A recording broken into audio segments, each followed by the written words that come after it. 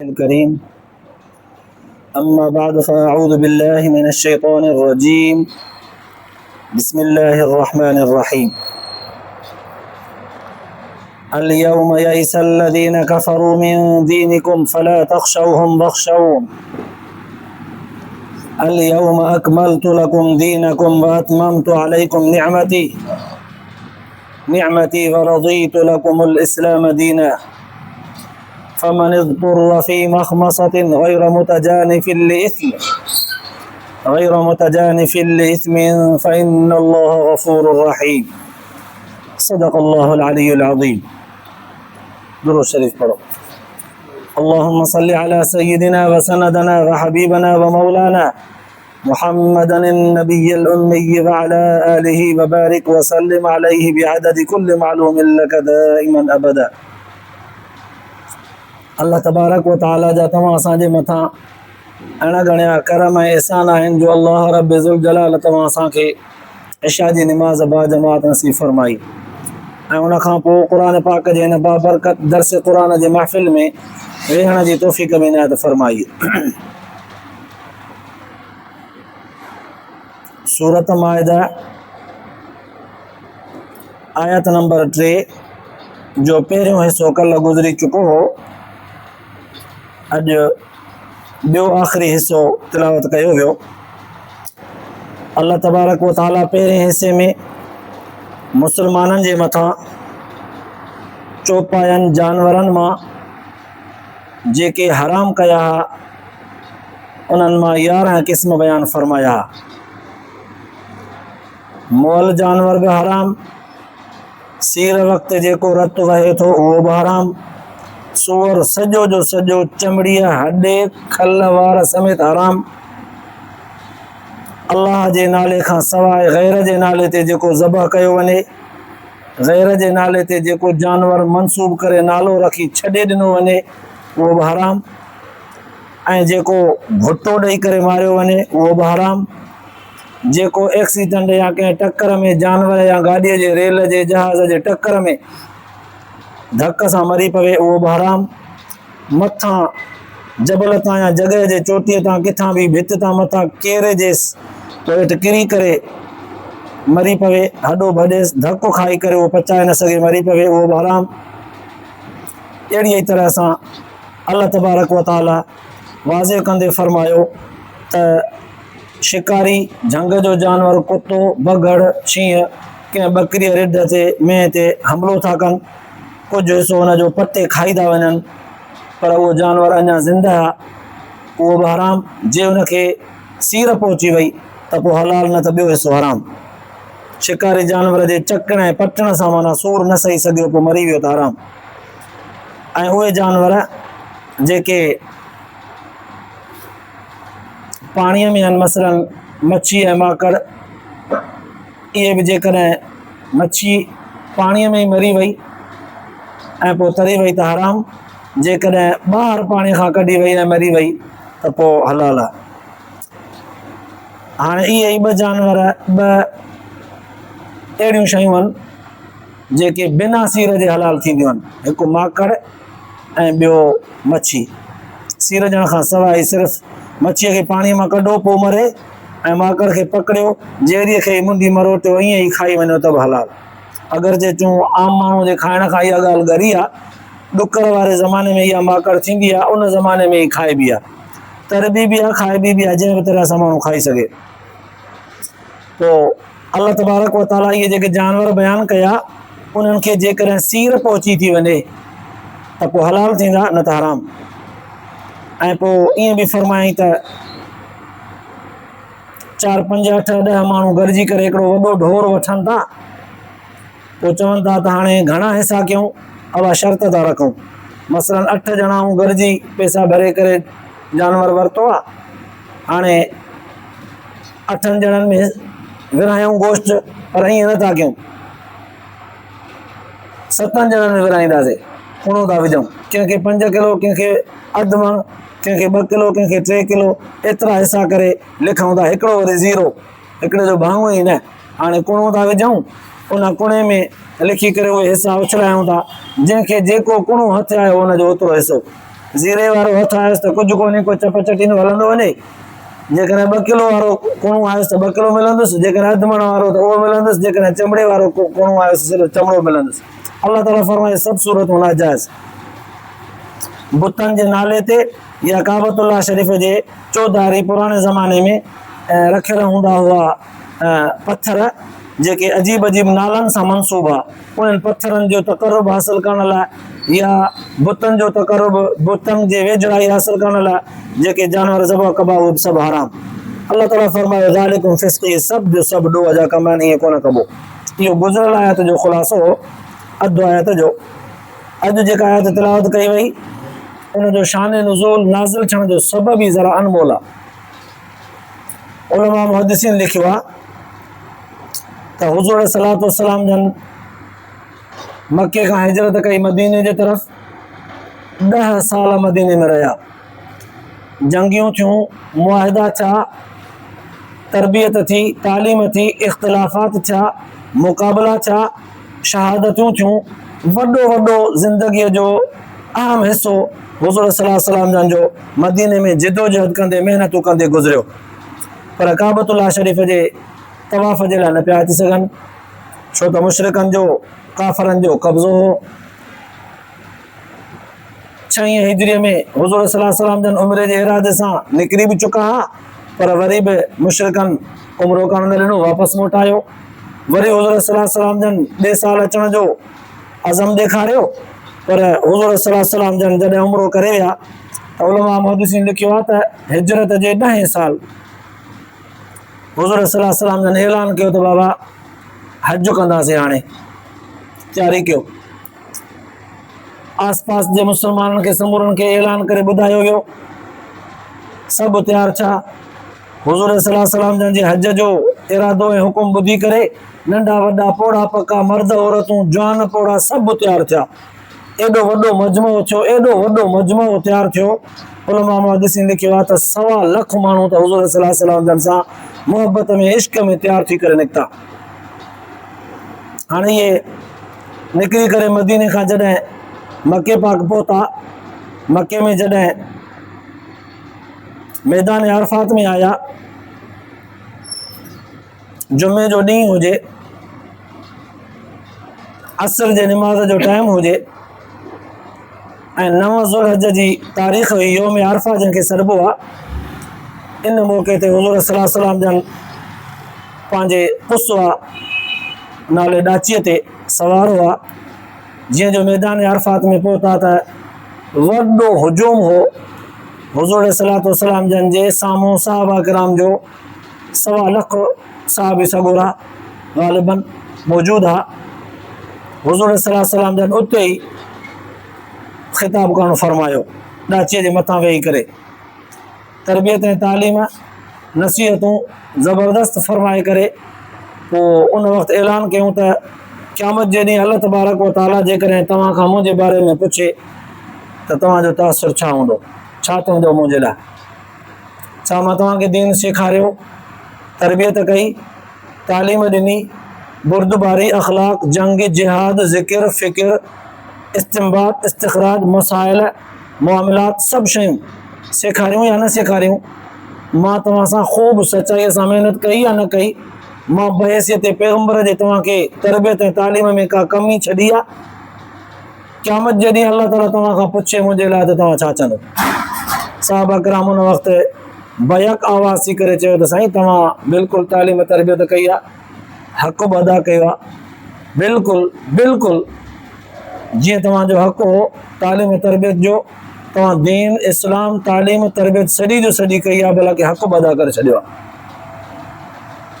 हाणे जॾहिं साहबा किराम उन वक़्तु हुज़ूर सल्लल्लाहु अलैहि वसल्लम जन ॾाढो इहो इक़रार कयो, उन वक़्तु क़ुर पाक जी ही आयत जा अल्फाज़ नाज़िल थिया, अल-यौम यइसल्लज़ीना कफ़रू मिन दीनिकुम फला तख़्शौहुम वख़्शौन। उन वक़्तु हुज़ूर सल्लल्लाहु अलैहि वसल्लम जन सां जेतिरो साहबा किराम जो तादाद हो, उलमा मुहद्दिसीन लिखियो आहे त इन खां पहिरियां एतिरो तादाद, एॾो वॾो हुजूम मजमो गॾु न थियो हो अज में। इहा हुज़ूर सल्लल्लाहु अलैहि वसल्लम जन जी एॾी वॾी रोब ऐं ताब सां हिकिड़ी वॾी ताक़त, क़ुवत जमो थियल हुई जो काफ़र हुज़ूर सल्लल्लाहु अलैहि वसल्लम जन जे साहबा किराम खे ऐं सहाबा जे इश्क खे हिकिड़ो हूंदो आहे मजमो गॾु थियणु, ॿियो मजमो बि अहिड़ो हूंदो आहे जेके सिर ॾियण वारा हुजनि, बाक़ाइदगीअ सां पंहिंजी जान माल बच्चा ॿार कुर्बान करण वारा हुजनि, ऐं हिकु हिकु ॻाल्हि कन ॾेई करे अहिड़ो ॿुधंदा हुजनि ॼण दिलि ते अखर उहे लिखंदा था वञनि। अहिड़ो हुज़ूर सल्लल्लाहु अलैहि वसल्लम जन सां मुहबत ऐं इश्क रखण वारा काफ़िरनि जॾहिं इहो मंज़र ॾिठो त मायूस थी विया। रोब ऐं दबदबो हुज़ूर सल्लल्लाहु अलैहि वसल्लम जो, मुस्लमाननि जो, सहाबा किराम जो हुनजे मथां चढ़ी वियो। अल्लाह साईं बि ऐलान कंदे फरमायो, अल-यौम यइसल लज़ीना कफ़रू मिन दीनिकुम, सोना नबी अॼु तव्हांजे दीन खां काफ़िर मायूस थी वियो, तव्हांजो रोब हुन ते चढ़ी वियो। हाणे तव्हांजे दीन में कंहिं बि क़िस्म जी का रुकावट को रुखणो पैदा न करे सघंदा, मायूस थी विया। न कि तव्हां मां कंहिं माण्हूअ खे हाणे मोटाए सघंदा, फेराए सघंदा, मायूस आहिनि कुली तौर ते। फला तख़्शौहुम वख़्शौहुम, हाणे तव्हां उन्हनि खां कंहिं बि क़िस्म जो डपु न रखो, ख़ौफ़ ख़शियत न रखो, बल्कि मूंखां ॾिजो। इहो ऐलान जॾहिं थी वियो पोइ अल्लाह तबारक व तआला फरमायो, अल-यौम अकमलतु लकुम दीनकुम व अतममतु अलैकुम निअमती व रज़ीतु लकुमुल इस्लाम दीना। अल्लाह ताला फरमायो, अॼु तव्हांजे मथां तव्हांजो दीन कामिल ऐं मुकमल करे छॾियो। व अतममतु अलैकुम निअमती, पंहिंजो नेमतूं बि कामिल मुकमल करे छॾियमि। व रज़ीतु लकुमुल इस्लाम दीना, सोना नबी तुंहिंजे लाइ, तुंहिंजे सॼी उम्मत जे लाइ दीन इस्लाम पसंदि करे छॾियो। सभिनी जे लाइ इहो ई क़यामत ताईं उसूल ऐं क़ानून रहंदो। दीन इस्लाम तव्हांजे लाइ मूं लिखी पसंदि करे छॾियो आहे, मां पंहिंजे तरफ़ खां नेमतूं तव्हांजे मथां कामिल मुकमल करे छॾियूं, दीन बि तव्हांजे मथां अॼु मुकमल थी वियो। इहे लफ़्ज़ जॾहिं क़ुर पाक जा नाज़िल थिया, उलमा मुहद्दिसीन लिखियो आहे त इन लफ़्ज़नि जे नाज़िल थियण सां ॼण त क़ुर पाक जो ही आख़िरी अल्फाज़, आख़िरी आयत हुई। पर चूंकि अगरचे हुज़ूर सल्लल्लाहु अलैहि वसल्लम जन जे वफ़ात खां 9 ॾींहं पहिरियां ॿी आयत बि नाज़िल थी हुई, वत्तक़ू यौमन तुरजाऊन फ़ीही इलल्लाह सुम्मा तुवफ़्फ़ा कुल्लु नफ़्सिन बिमा कसबत व हुम ला युज़लमून, इहा आयत नाज़िल थी हुई। पर बेएतबार अहकामनि जे, बेएतबार मसाइल जे, हिन आयत जे नाज़िल थियण खां पोइ नओं को बि मसइलो को हुकुम जारी न थियो। बेएतबार मसाइलनि जे हीअ आयत आख़िरी आहे, बेएतबार नाज़िल थियण जे वत्तक़ू यौमन तुरजाऊन फ़ीही इलल्लाह, इहा आयत आख़िरी आहे। हाणे हीअ आयत जा अल्फाज़ जॾहिं नाज़िल थिया, उन वक़्तु तमामु तर सहाबा किराम जे ज़हन में थोरी मुस्कुराहट, ख़ुशी महसूस कई वई त अल्हम्दुलिल्लाह असांजे दीनी अहकाम जेके नाज़िल थींदा थींदा थींदा 30 सिपारा एॾा वॾा जमा थी विया, पोइ अल्हम्दुलिल्लाह हाणे मुकमल थिया। हाणे नओं को हुकुम जारी कोन थींदो, जेको आहे इहो ई हाणे हिनखे चंबड़ी वठंदासीं। पर हज़रत अबू बकर सिद्दीक़ रज़ी अल्लाह ताला अन्हु जॾहिं हीअ अल्फाज़ ॿुधा त रोअण शुरू कयईं। सहाबा किराम पुछो, अबू बकर रोई पियो छो? हज़रत अबू बकर साईं चयो त मां रोआं थो जंहिं सबब जे करे, उहो सबब शायदि तव्हांजे नज़र में कोन्हे। त चऊंसि कहिड़ो सबब आहे? जवाबु ॾियणु लॻो त मुंहिंजे महबूब मोहम्मद अरबी सल्लल्लाहु अलैहि वसल्लम जन जी ज़रूरत तव्हां ऐं असांजे विच में दीनी अहकामनि खे सेखारण ताईं आहे, तरबियत तालीम ताईं। उहा तरबियत तालीम जॾहिं कामिल ऐं मुकमल थी वई त पैगम्बर हूंदो ई हिन कम जे लाइ आहे। जॾहिं उहा ज़रूरत पूरी थी वई त पैगम्बर ॼण त असांजे विच में हाणे मौजूदु हुजे या न हुजे ज़रूरी कोन्हे। अलाए छो मूंखे लॻे थो त हुज़ूर सल्लल्लाहु अलैहि वसल्लम जन जी ज़िंदगीअ जा इहे पछाड़का ॾींहं, कमु जेको ड्यूटी जेका ज़िम्मेदारी उहा जो पूरी थी वई त हुज़ूर सल्लल्लाहु अलैहि वसल्लम जन लॻे थो त हाणे हिन दुनिया में न रहंदा, अल्लाह ताला घुराईंदो। तसलियूं ॾिनियूं वयूं हज़रत अबू बकर साईं जन खे, अहिड़ी का ॻाल्हि कोन्हे, वाज़े इशारो कोन्हे, इहो तुंहिंजो इज्तिहाद आहे। पर हज़रत अबू बकर साईं ख़ामोशी त कई, पर दिलि जे अंदरि इहो पियो दर्द दुखियो। उलमा मुहद्दिसीन लिखियो आहे त वाक़ई इन आयत जे नाज़िल थियण खां पोइ हुज़ूर सल्लल्लाहु अलैहि वसल्लम जन सिर्फ़ु 81 ॾींहं ज़िंदा रहिया, वफ़ात करे विया। 81 ॾींहं। त इहा हज़रत अबू बकर साईं सिद्दीक़ रज़ी अल्लाह ताला अन्हु जी दूर अंदेशी ऐं इल्मी बलागत ऐं इज्तिहादी क़ुवत जो तेज़ हुजणु मालूम थिए थो। त ज़ाहिरी तौर ते तबान त थधी तबियत जा दरगुज़र करण वारा हुआ, कस खाइण वारा हुआ, पर इज्तिहादी ऐं तालीमी अंदाज़ में सभिनी खां तेज़ आहे। तॾहिं त हुज़ूर सल्लल्लाहु अलैहि वसल्लम जन बावजूदि थधी तबियत हुजण जे पंहिंजे पोयां जानशीन तौर ते अबू बकर साईं जन खे मुक़ररु कयो। पंहिंजे हयातीअ में 17 निमाज़ूं अबू बकर साईं जन खे फरमायूं त तूं वञी पढ़ाए। हता के अम्मा आयशा सिद्दीक़ा रज़ी अल्लाह ताला अन्हा खां रिवायत में ईंदो आहे त हुज़ूर जन फरमायो, आयशा पंहिंजे अबे अबू बकर खे चयो त निमाज़ पढ़ाए, मुंहिंजी तबियत सही कोन्हे। अम्मा आयशा सां फरमायो त साईं, बाबा जी तबियत त सफ़ा नरम हूंदी आहे, मुसले ते बीहंदो त पढ़ण जे बजाए तिलावत जे बजाए रोअंदो। उमिरि खे चओ त पढ़ाए न, उहो मज़बूत हूंदो आहे, उहो मुंहुं ॾेई वेंदो। इमामत करणु बि सवली ॻाल्हि कान्हे, कुझु ज़िमेदारियूं बि आहिनि। त हुज़ूर सल्लल्लाहु अलैहि वसल्लम फरमायो, जीअं तोखे मां चयो आहे ईअं वञी कर। अबू बकर खे तूं मामूली न सम्झ। हाणे अबू बकर खे नियापो मिलियो त मुसले ते बीही वियो। त बहरहाल क़ुर पाक जे इन आयतुनि जे नाज़िल थियण खां पोइ हुज़ूर सल्लल्लाहु अलैहि वसल्लम जन उलमा मुहद्दिसीन लिखियो आहे त वाक़ई 81 ॾींहं ज़िंदा रहिया, उन खां पोइ वफ़ात कयूं। पर हिननि आयतुनि में जेके अल्लाह तबारक व तआला 3 नेमतूं पंहिंजूं 3 इनाम बयानु फरमाया, उहे वॾा आहिनि, क़ीमती आहिनि। पहिरें नंबर में फरमाए त अल-यौम अकमलतु लकुम दीनकुम, तव्हांजे लाइ मां तव्हांजो दीन मुकमल करे छॾियो। हाणे दीन चइबो छा कया? अल्लाह ऐं अल्लाह जे रसूल जे तरफ़ खां जेका शइ हुक्म तौर ते मिली आहे, तरबियत तालीम तौर ते जेका शइ मिली आहे, इनखे दीन चइबो आहे। ऐं इहो कामिल मुकमल थियो। हाणे कामिल मुकमल छाखे चइबो आहे? एतिरो दीन कामिल ऐं मुकमल आहे, न इन में हाणे कंहिं नई शइ जी दाख़िल करण जी ज़रूरत आहे, न वरी इहो एतिरो नऊज़ बिल्लाह को वाधारो आहे इन जे अंदरि जो हाणे उनखे अॼु ज़रूरत न हुजे, उन मां का शइ कढिजे। माना दीन अहिड़ो कामिल ऐं मुकमल थी चुको आहे, न इन में ॿी शइ विझण जी ज़रूरत आहे, न इन मां का शइ कढण जी हाणे का गुंजाइश आहे। दीन अहिड़ो कामिल ऐं मुकमल आहे। अॼु जेकॾहिं कोई माण्हू चवे पुराणे ज़माने में ईअं हुयो त इहे अहकाम हुया, अॼु कोन्हनि, हा शरीयत हुज़ूर सल्लल्लाहु अलैहि वसल्लम जन जे अहादीस मुबारका मां सहाबा किराम जे तामुल मां जेकॾहिं इहा शइ साबित आहे त उहा बि दीन जो हिसो आहे। पर जे साबित कोन्हे, कोई माण्हू चवे थो पंहिंजे तरफ़ खां, त इहा हुनजी भुल आहे, इहा हुनजी सोच खामख़्याली आहे। क़ुर पाक ॿुधाए छॾियो त दीन उहो आहे जेको क़ुर ऐं हदीस जे ज़रिए अल्लाह ऐं अल्लाह जे रसूल जे तालीम तरबियत जे ज़रिए मिलियो आहे, कामिल ऐं मुकमल आहे। न उन मां कंहिं शइ जे खोटीअ जी ज़रूरत आहे कढण जी, न उन में कंहिं शइ दाख़िल थियण जी ज़रूरत आहे। ॿियो फरमाए वातममतु अलैकुम नेमती, मुंहिंजूं नेमतूं बि तव्हां ते पूरियूं थियूं। अल्लाह तबारक व तआला जूं नेमतूं त बेशुमार आहिनि। ख़ुदि अल्लाह ताला फरमायो आहे, व इन तउद्दू नेमतल्लाहि ला तुहसूहा, मुंहिंजे नेमतुनि खे ॻणींदव त कोन ॻणे सघंदव। पोइ इन्हनि समूरनि नेमतुनि में हुज़ूर सल्लल्लाहु अलैहि वसल्लम जन जी ज़ात बाबरकात ऐं उन जे वजह सां दीन इस्लाम जंहिंखे मिलियो, इहा वॾे खां वॾी नेमत आहे। तॾहिं अल्लाह साईं गोया के ॼण त इशारतन फरमायो, दीन कामिल बि कयुमि ऐं तव्हांखे भाङे में बि ॾिनुमि, इहो दीन बि मुकमल ऐं तव्हांजे मथां मुंहिंजी नेमत बि मुकमल। रज़ीतु लकुम इस्लाम दीना, ऐं मां तव्हां सां बि दीन इस्लाम में राज़ी आहियां। माना महबूब मुहम्मद मुस्तफ़ा सल्लल्लाहु अलैहि वसल्लम जन जे उम्मत जा उहे माण्हू जेके मुस्लमान हूंदा, रब उनखां राज़ी आहे।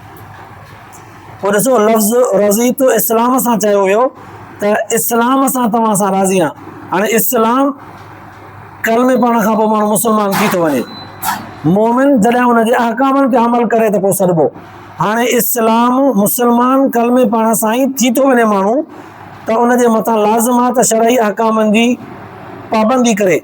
पोइ पाबंदीअ में जेकॾहिं घटि वधि बि थियो त बि इस्लाम उन मां कोन निकिरी वेंदो, मुस्लमान पोइ बि सॾिबो। अगरचे अमाल में खुटल हूंदो, कमज़ोर हूंदो, मुस्लमान पोइ बि सॾिबो, त बि अल्लाह साईं जो लफ़्ज़ उहो मौजूदु आहे, रज़ीतु लकुमुल इस्लाम, इस्लाम सां मां तव्हांजे लाइ ख़ुशि आहियां, राज़ी आहियां।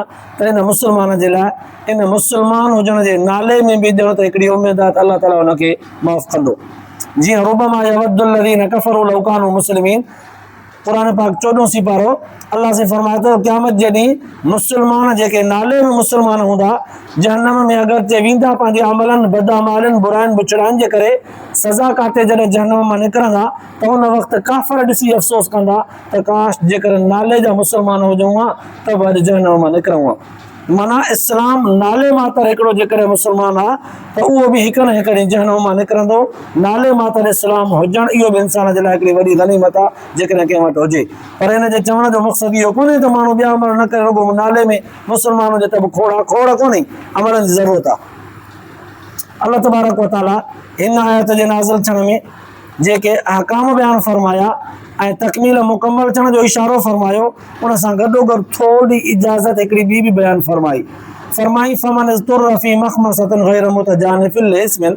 हाणे हिन आयत जे शुरूआत वारे हिसे में फरमायो वियो त मुर्दार जानवर, घुटोल नल, सूअर गैर जे नाले ते इहे ज़बह थियल जानवर सभु हराम आहिनि, सभु 11 क़िस्म जेके बयानु थिया। पोइ सवाल ॼण त पैदा थिए पियो, साईं इहे सभु शयूं जानवर जेके बयानु थिया हराम आहिनि वाकई, पर जेकॾहिं न को माण्हू मजबूर हुजे त सफ़ा बुख में पाव मरे थो, खाइण जे लाइ का शइ कोन्हे, अॻियां का मेंह को हलाल जानवर पर उहो मोल आहे त हलाल पर मरी वियो आहे त हराम चइबो। क़ुर पाक सेखारियो त हाणे मजबूर माण्हूअ जे आॾो इहो हलाल जानवर पर मुर्दार आहे, मरी वियो आहे, मुर्दार जानवर हाणे पियो आहे, ॿियो कुझु खाइण जे लाइ कोन्हसि, त हाणे छा उन मां कुझु खाई सघे थो? उन जे फुंडी फाटी बदबू थियण खां पहिरियां ई उन मां कुझु खाई सघे थो। अल्लाह तबारक व तआला ॼण त इजाज़त ॾींदे फरमायो फमन इज़्तुर्र फी मख़मसतिन, सख़्त मजबूरी, सख़्त बुख जे हालत में जेको अहिड़ो मजबूर आहे उन सां कोई हिसाब कोन्हे। पर शर्त इहा त गैर मुतजानिफिन लिइस्मिन, गुनाह जो इरादो न हुजेसि, लज़त ख़ातिर शौक़ तौर ते न खाए, ज़रूरत जेतिरी अथसि हिकिड़े ॿिनि बूटियुनि जे खाई पूरे थियण सां, त वधीक उनखे वरी लज़त तौर ते पेट भरे न खाए, शौक़िया बि न खाए, जेतिरी ज़रूरत हुजे ओतिरो खाए, त पोइ उनखे इजाज़त आहे। मुतजानिफिन लिइस्मिन, पोइ इन सां कोई हिसाब कोन्हे, उहो गुनाहगार कोन थींदो। पर अगरचे आहे इहो बि गुनाह जो कमु, मजबूरन इनखे इजाज़त मिली आहे त जान बचाए न त मरंदो। उलमा इकराम एतिरे क़दुरु लिखियो आहे इन आयत जे तशरीह खे बयानु कंदे त जेकॾहिं को माण्हू न मरण जे हद ते पहुतो आहे ऐं अहिड़ो क़िस्म जो जानवर मुर्दार को अथसि साम्हूं, पर चए थो न मां ज़िंदगी भर न खाधो, हाणे बि न खाईंदुसि, भले मरां त मरां, न खाधई ऐं मरी वियो त अल्लाह तबारक व तआला इन खां हिसाब वठंदो, सज़ा ॾींदुसि त तुंहिंजे मथां जान बचाइणु फ़र्ज़ु हो, तोखे हुकुम ॾिनो होसीं, जान बचाइणु फ़र्ज़ु हुई, खाई आहे। पोइ अगरचे खाइण खां पोइ बि भले हुनजो वक़्तु मुक़ररु सां निकिरी वञे, पर हुकुम इहो त जान बचाइणु फ़र्ज़ु आहे, एतिरो ज़रूरु खाइबो जंहिंसां जान बची वञे, वरी माण्हू कुझु अॻिते सफ़र करे निकिरी वञे, पोइ का शइ हलाल जी मिली, वरी खाई पी पंहिंजी सिहत ठाहे, जान बनाए। पर ईअं जेकॾहिं मरी वियो न खाधई त अल्लाह ताला हुनखे सज़ा ॾींदो। वरी जे खाए थो त इहो बि कराहत खां ख़ाली कोन्हे, मुर्दार जानवर हूअं ई माण्हू नथो खाए, मजबूरी जी हालत में बि कराहत महसूसु कंदो, पर अल्लाह ताला चूंकि हुनखे इजाज़त ॾिनी आहे जान बचाइण जे तौर ते, ॼण त हाणे हुकुम थी पियो, खाई कोन सघंदे, दिलि बि कान चवंदई, सॼी ज़िंदगी कोन खाधी अथई, अहिड़ो मुर्दार जानवर ॾिसी न कंहिंखे तुरई भॼी वेंदे, कोन वणंदी तोखे इहा ॻाल्हि, पर हाणे ॼण त असां इजाज़त हुकुम तौर ते ॾिनी आहे, हाणे हिते तूं पंहिंजी जान बचाइण लाइ हिन मां एतिरो ज़रूरु खा जंहिं मां तुंहिंजी जान बचे, पोइ निकिरी वञ। पोइ इन में तोखे कराहत महसूसु थिए या असांजे हुकुम में तोखे कंहिं बि क़िस्म जी का लचक महसूसु थिए, फ़इन्नल्लाह गफ़ूर रहीम, रब तबारक व तआला बख़्शनार महिरबान रहम कंदड़ ज़ात आहे। त इहे काफ़ी सारियूं ॻाल्हियूं इज्तिहादी अहकामनि जूं अहिड़ियूं आहिनि जेके आम तौर ते सम्झण खां मथे हूंदियूं आहिनि, पर हिन में जेकॾहिं काफ़ी तौर ते ॻाल्हियूं सम्झण ऐं सम्झाइण में कमी कोताही हूंदी त उहा तव्हां असांजी लिखबी, पर अल्लाह तबारक व तआला जा अहकाम कामिल मुकम्मल, जेकॾहिं सम्झ में नथा अचनि त असांजे सम्झाइण जी कोताही आहे, तव्हां असांजे सम्झण जी कोताही आहे। क़ुर पाक पंहिंजे अहकामनि में कामिल ऐं मुकम्मल। अल्लाह ताला तव्हां असांखे ॿुधण ऐं ॿुधाइण खां पोइ अमल जी तौफ़ीक़ नसीब फरमाए। आख़िरत